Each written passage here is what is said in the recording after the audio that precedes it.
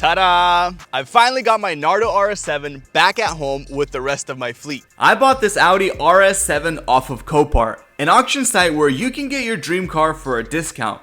But obviously the discount is there for a reason. This one here was wrecked, and I'm a risky guy, so I bought it completely sight unseen. And let me tell you, that may have not been the smartest financial decision. Now I got the suspension changed and it was finally on its feet. I couldn't tackle the quarter panel job myself because I don't have a shop in the current state where I'm at right now, so I dropped the car off with Tony at the shop, and now it's finally back. I know this thing may look road ready or just about finished up, but trust me, this thing here has so much work on it, it's just crazy. Just take a look inside this trunk. It's all torn apart. And guess what the biggest problem is I'm not the one that tore all this apart, and none of this stuff is labeled. It's in just cups and just all around everywhere. Plus, there's parts in here that are not from this car, like from the new doors, and I just have to figure out what goes where, how, when, why, and what is from this car and what is not from this car. Now wish me luck, because this is gonna be tough. Well, if you haven't got the memo by now, this is probably gonna be one of the tougher put-togethers I've ever done in a long time. So I'm gonna show you guys how I do the process of elimination to make sure I put back all the parts in their proper place. I hope I have all the parts, and I hope I can put them all back in place. So Tony, my friend from the shop that I met here in Florida recently, replaced this quarter panel. And guess what? We're gonna check it out right now and judge the quality of work. Tony, if you're watching this, don't get pissed. All right, so it looks pretty darn perfect. If we look at the bodywork, it was cut somewhere here, and we can't tell, which is a good sign, obviously. The gap on the trunk is spot on. So compare that to this side. It's literally no difference. Here, the gap is all nice and even all the way through. Although the door gap, we can't really judge just yet because I need to align the door. But inside here, it's all nice and painted, clean, perfect. It was cut somewhere down here, and you really can't tell. I mean, maybe right there a little bit, but that's inside the jam. It doesn't really matter, and you probably can't even tell if you don't like take a good close look, as I was just looking at it. But besides that, let's go ahead and see the seam seal work inside here. By the way, the trunk closes perfect. Seam seal work inside here. Oh my goodness, looks beautiful. Don't even know where it was cut. Okay. So far, we're at like a 9 out of 10, just because there's a little imperfection over there, but it looks great so far. The taillight sits in here perfect. I have no complaints so far. I gotta see how the bumper matches up, but we gotta get a lot of work done prior to test fitting that and making sure that matches up perfect. Now, this entire side has been painted, and honestly, Tony is a really good painter. This kind of looks off color. That's because this fender is not aligned just yet. So this fender was painted, 2 doors were replaced, including the quarter panel, and then rear bumper was repaired down over here. It was ripped. So he repaired it. It looks perfect. I'm very happy with it. And look at that reflection. Whew. Man, this is just perfect. We got so much work to do, and we're gonna go ahead and start off with the inside of the quarter panel right over here. I got a new bracket that was broken inside there. I'm gonna go ahead and reassemble that and put all this stuff back inside there and kind of tuck away all these wires, free my mind a little bit. Let's get it done. By the way, Tony also did spray all this down with Audi wax and primer so it would never rust. So it looks great. New bracket should hold and clean up everything. Now I had no idea how any of this went back into place since I took this apart nearly 2 months ago. But looking for the mounting points and lining things up, I actually figured it out quite simply. The car came from the body shop extremely dusty, so every panel I was putting back on, I wiped, vacuumed, and made perfect. Would you look at that? We got everything tucked back in over there. I'm super happy. I didn't know where everything went, so it kind of took me a while to organize everything, and then I picked up all this stuff, vacuumed it. Got to vacuum all that nastiness over there, but we're gonna start pulling things out and continue working. Went ahead and pulled out all this jazz, and then where do we start with all this? Let's go. What's up, homie? Are you from the Matrix? Probably. Now with the pressure of the little birdie watching over my head and quality controlling me, I knew I had to make sure everything was vacuumed in perfect prior to putting it back onto the vehicle. And honestly, I was absolutely clueless what needed to be assembled next, guessing and hoping I'm putting things back into place in the correct order of operation. I may look calm, but trust me, I'm stressing. I think the next piece that goes in is this rear bench seat. I'm not gonna put on that quarter panel, inside panel just yet, because there's a lot of wire harnesses that need to be connected from the rear bumper. But I don't think if we put the rear seat in, it's gonna interfere with any of that. So let's go ahead and put the rear seats in and make this interior look semi like an interior. And there's a bug crawling right over there. Nasty. Let's do it. I don't know what this thing is made out of, but it is so heavy. I swear it's at least 60 pounds. Like, this thing is crazy heavy. Okay. There it is. Now, it should just slide in. Oh, there it is. Oops. There's, ouch. There's the seat. Now, where does this connection go? That is to be determined. We got one.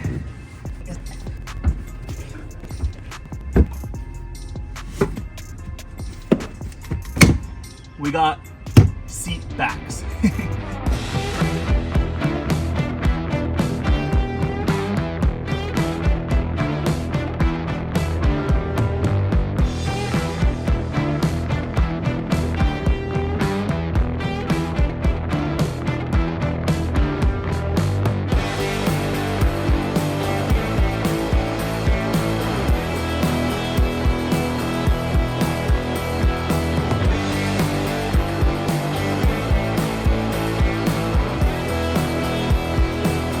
It's hard to believe this right now, but I am sitting on rear seats. Wow, we are actually flying through this. This is incredible.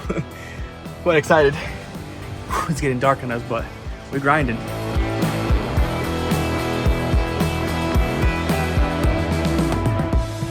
It is a nice, warm, beautiful next morning. It's about 95 degrees Fahrenheit, kind of warm. But anyways, last night we did a lot of work, and today we have about 3 times that amount of work, so we gotta get right into it. Inside here, we cannot put this panel on just yet because we have this wire harness that is connected to the rear bumper, and the rear bumper is not assembled whatsoever.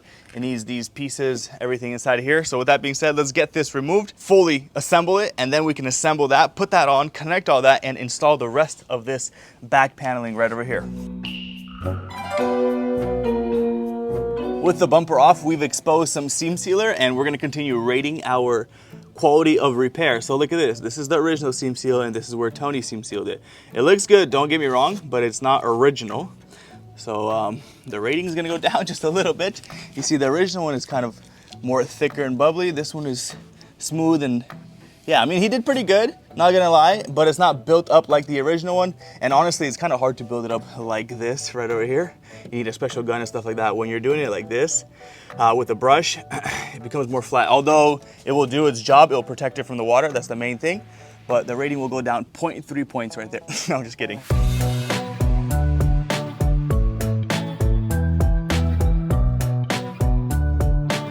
Now while I'm assembling this bumper, I'd like you guys to take a look at the right side and the left side. You see the right side has a pink patch and the left side has a gray patch. Those are actually just reinforced from the inside because the bumper is very flexible on those areas right there. And when I put the bumper on, Tony didn't want the bumper to crack on the repair areas, so he went ahead and reinforced those areas. But while this was happening, my phone overheated and just shut off. Now I didn't notice how the phone shut off, so I assembled the entire rear bumper basically off camera.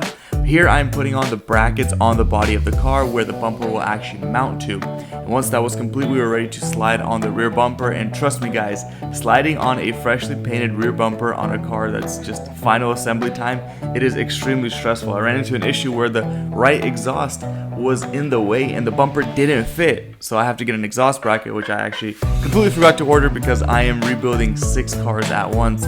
Luckily 2 are gone, so my mind is a little bit freed up.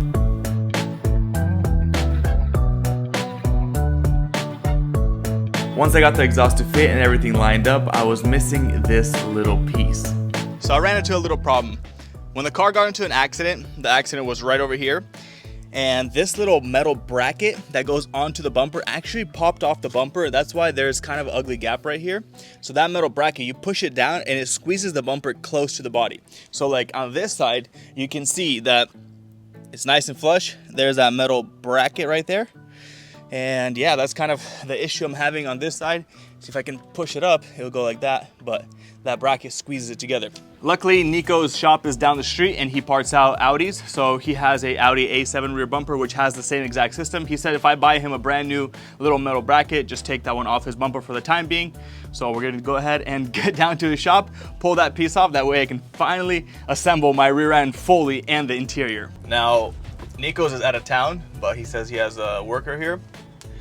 Nico's, let's hope you have that bumper because I need that bracket.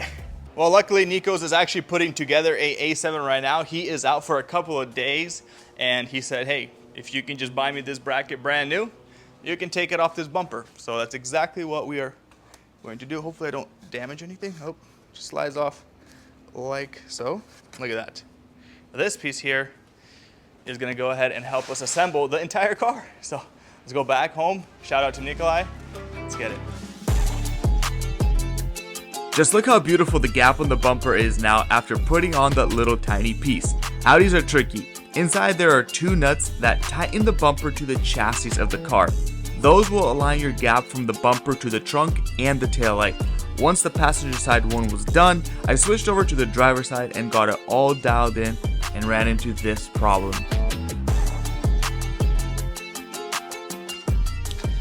Look at this.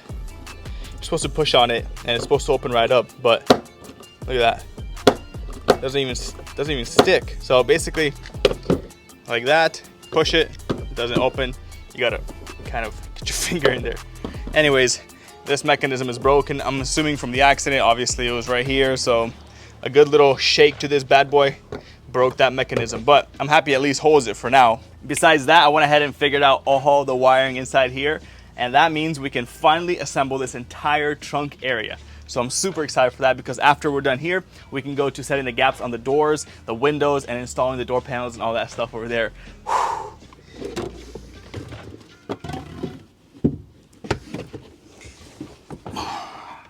Now I hope that since I have the seats on here, they don't interfere with me putting on this piece. From the math I did, it shouldn't interfere, but let's see what it does in real life because I think this goes behind the seat, but we should be able to just slide it in there. Let's see.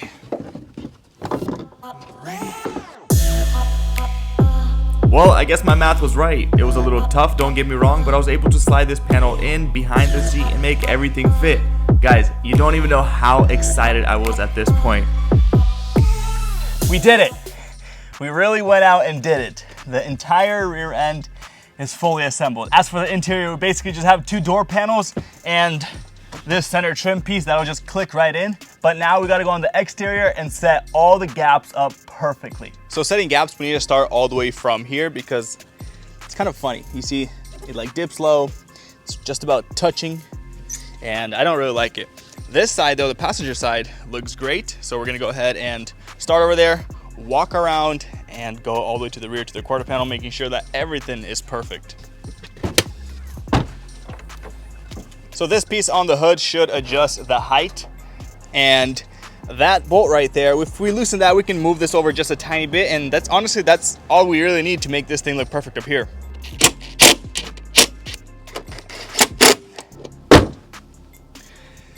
Still funny, it needs to go up, the hood needs to go up, and the edge of that looks like that.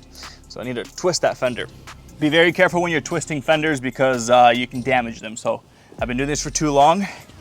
Kind of can feel it now, but yeah, it's still pretty tricky.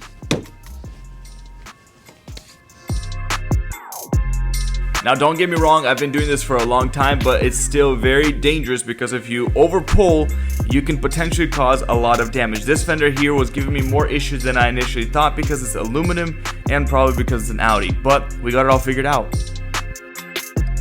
After that was done, we were able to go onto the passenger fender and align the fender to the door on that side. Now the door may look like it's almost aligned, but it's actually very difficult to align a door gap because we replaced this door so the hinges are brand new. Now the door had to go a little bit down and out. Now every single time we made an adjustment, we had to loosen the hinge, move the door, tighten it, close the door, check, and redo that multiple times until it was perfect. Whew, a lot of playing around to make it look perfect, but I am happy with how the gaps are right now. As you can see, they are finally nice and flush and smooth all around. Look at that. And then this gap I got repaired, fixed up as well, making it all perfect. So now the last thing to do is to make sure this rocker panel gap down here fits perfect. Take a look at that paintwork though.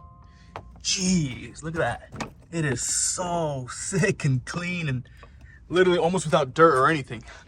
Now we gotta transfer over a couple of these tabs, I think from the body. So these tabs, I think some of them are still on the body. And yeah, just slap this thing on.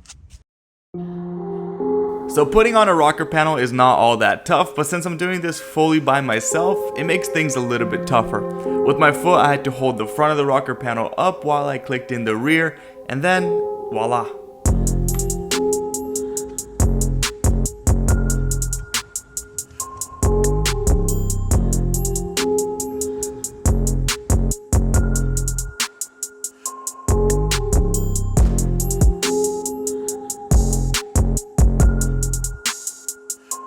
So the sun has gone down a little bit. I can finally cool off. Next thing we got to do is put on this roof molding. It goes all alongside here. It is on rivets. You can see some of that stuff is scratched up, trying to remove those rivets, but that's all hidden behind this piece right over here. So we're gonna go ahead and put that up and then rivet that on. And only after that, we can actually set the window gap because it aligns right here and up into that piece. That way rain doesn't get inside the car or anything like that. So we got some rivets and we're gonna get straight to it.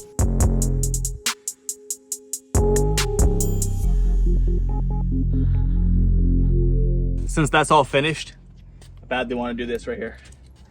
Ooh, look at that. No. All right.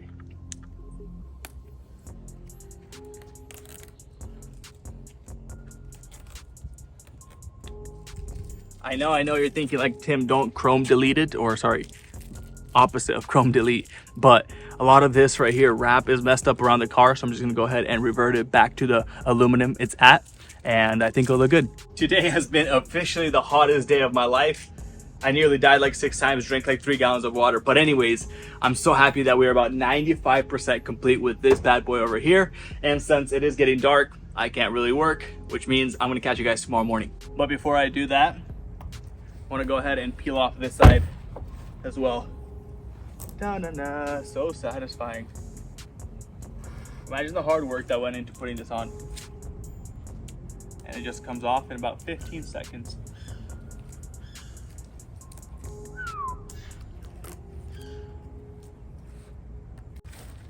Now I may still do the aluminum or the chrome delete, I guess you can say, but it's not really chrome, it's aluminum, but I don't know, so yeah.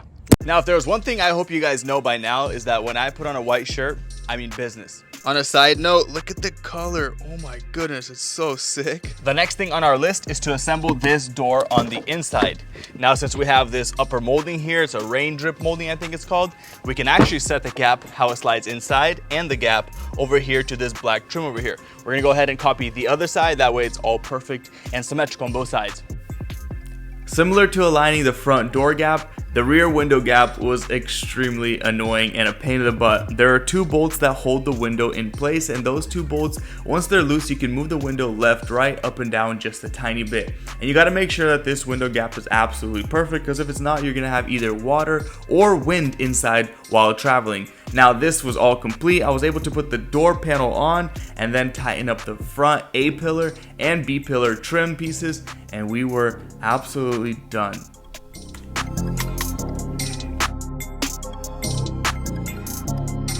Now, just like any big rebuilds, or should I say all big rebuilds, especially if you're rebuilding 6 cars at one single time. When I just bought this thing, I think I had 6 projects ongoing at one time. Now I'm finally finishing them up. But anyways, what I'm trying to say is that when you have so many stuff going on at once, there's things you're bound to miss. Now, I've completed everything I could complete with this car as of right now. Now, let me show you guys what we're still running into. So first thing is a fender liner. I don't have a fender liner. I don't know why I didn't order that. I was rebuilding 3 RS7s at once, and I guess I forgot to order a fender liner. Second of all, this glass right here, this quarter glass I ordered, I thought it was wrapped black, so I was hoping that I could just peel it off and get this aluminum color back onto it. Apparently it's painted black and I gotta get a new one because you cannot just change that trim molding. Next is these little things right here. These caps, they're left at the shop and Tony's gonna give them to me. So since we got this rear door fully assembled, I'm super happy. But for the front door, one of the pieces on the front door, on the front window regulator, there's like a little clamping mechanism. I guess that piece fell off into the old door and was left at the shop as well. So I can't fully assemble this front door. This window is still a little bit loose. But besides that, the interior is fully done. I haven't vacuumed it or anything like that. I will do that once everything is fully complete. So those are the things kind of going on with the vehicle. We still do have that issue with the suspension. It needs an alignment, and I think it needs a full DRC. It's a suspension system on the Audis that needs to be, I think, calibrated and like oil fed and, you know, done this whole entire thing. It's not the air suspension, it's the dynamic control suspension on this one, but it's oil filled. And since I've changed this entire suspension assembly on this side, the oil leaked out and now it's making some noise down under here when I shake the car. So listen to this.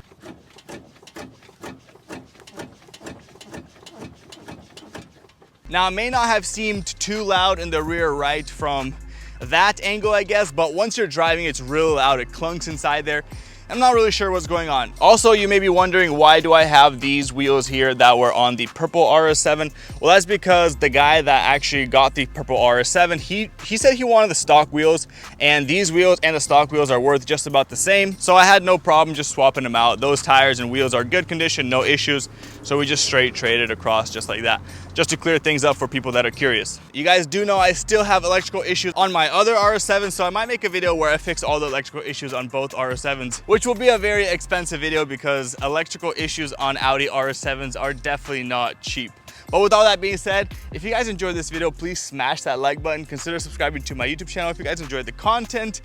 And don't forget to follow me on Instagram at BYBTim, and consider subscribing there if you guys want to support the channel. With all that being said, I'm gonna catch you guys on the next one. The next one is the best one. Peace.